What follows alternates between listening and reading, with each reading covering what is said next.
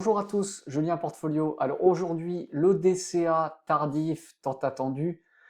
Alors DCA tardif tant attendu, pourquoi? Parce que nous étions en train d'attendre si le Beautiful Act de Trump était validé ou non, et surtout si la section 899 du Beautiful Act était bien supprimée, puisque il y a eu un amendement avant le passage du Beautiful Act au Sénat US, et effectivement, la section 899 de surtaxe sur le dividende US pour des investisseurs étrangers a bien été supprimée, mais j'ai voulu quand même attendre le vote final, donc le 4 juillet, le jour de la fête nationale US, pour être vraiment sûr à 100% que la section 899 et la surtaxe de 15% sur dividende US était bien supprimée.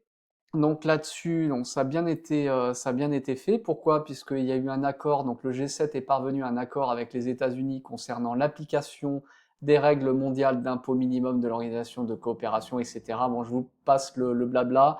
Les entreprises américaines seraient exemptées des règles d'impôt minimum. En contrepartie, les États-Unis retiraient l'article 899 du projet de loi de réconciliation budgétaire Beautiful Act. D'accord? Donc concrètement, donc grâce à ça, du coup, le Beautiful Act n'intègre pas la section 899. Par contre, le Beautiful Act intègre la hausse du déficit US du plafond de la dette de plus 4500 milliards de dollars. Donc pour moi, ça va être, comment dire, ça va être bullish pour l'euro, ou alors c'est peut-être pricé par les marchés, je ne sais pas du tout, puisque là vous regardez, on est à moins 0,40. Mais en fait, l'objectif de Trump lors de son élection, c'était effectivement de faire baisser le dollar par rapport à l'euro, donc de revenir à des niveaux à 1,30. Pourquoi? Dans l'objectif de relancer la compétitivité intérieure des entreprises US, de relancer les exportations. Donc son objectif, en fait, c'est d'aller à 1,30. D'accord?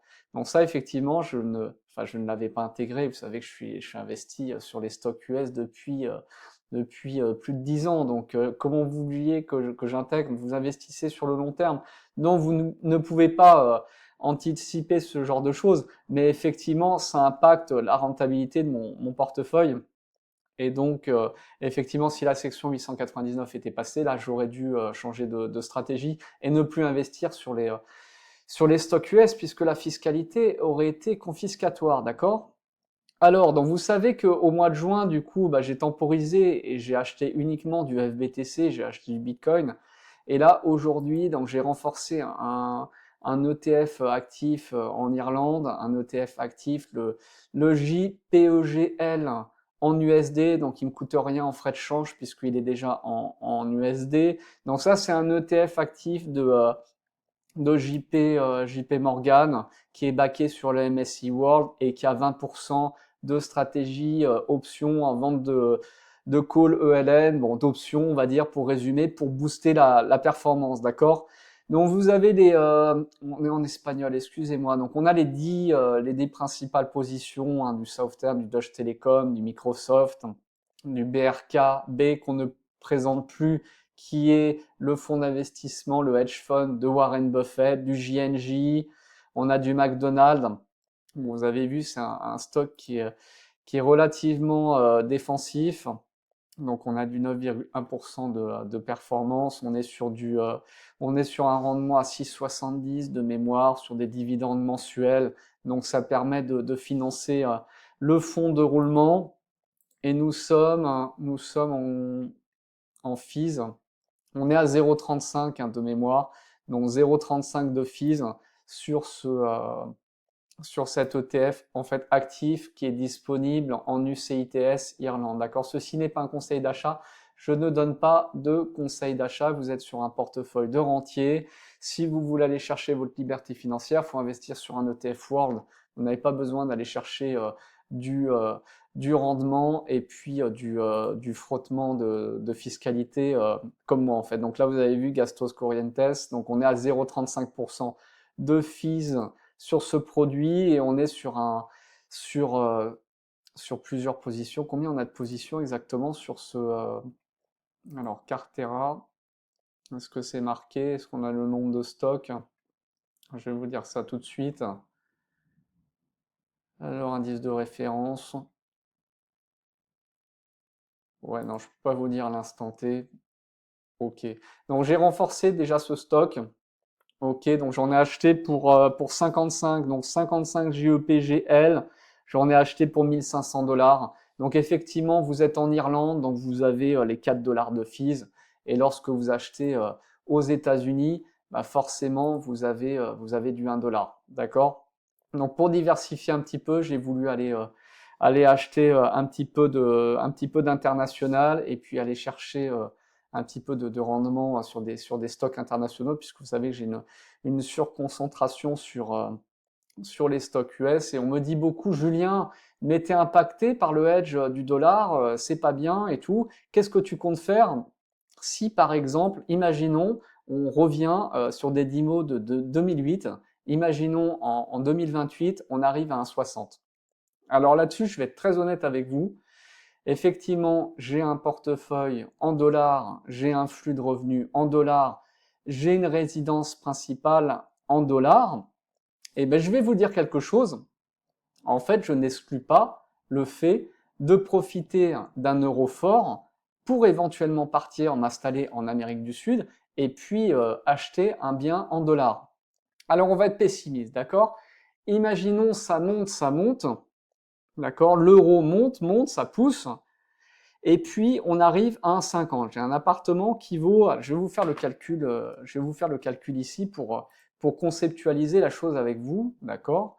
L'objectif, c'est que vous êtes sur la chaîne de l'indépendance financière, c'est d'aller vous faire taxer là où on vous respecte, et puis de jouer avec les règles du jeu, que ça soit avec vos actifs, votre portefeuille, même votre résidence principale peut être un actif. Je vous explique pourquoi. J'ai un appartement. À l'heure d'aujourd'hui, il est valorisé à 150 000. Ah bah tiens, mince, je me fais bouffer par la baisse du dollar.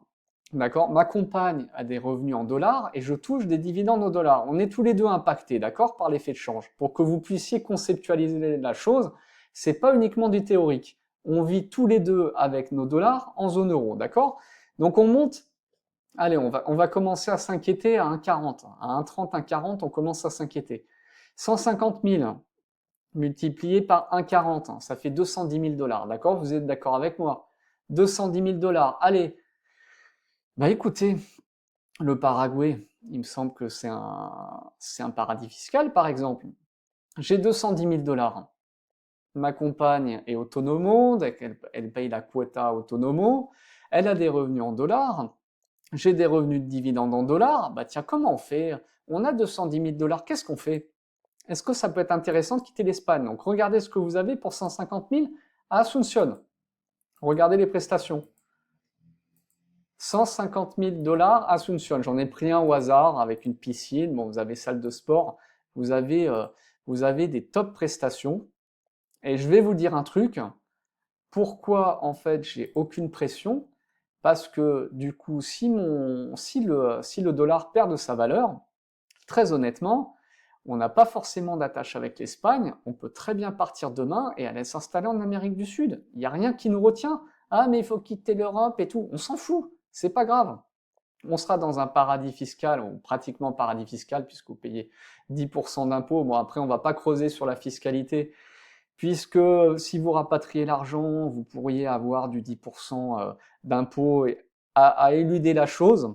Mais regardez, vous pouvez très bien revendre vos actifs en euros, en l'espèce, la résidence principale, et acheter, que ça soit au Paraguay, ou alors on peut même aller on peut même aller en Uruguay, on peut aller en Argentine, on peut aller aussi au Panama.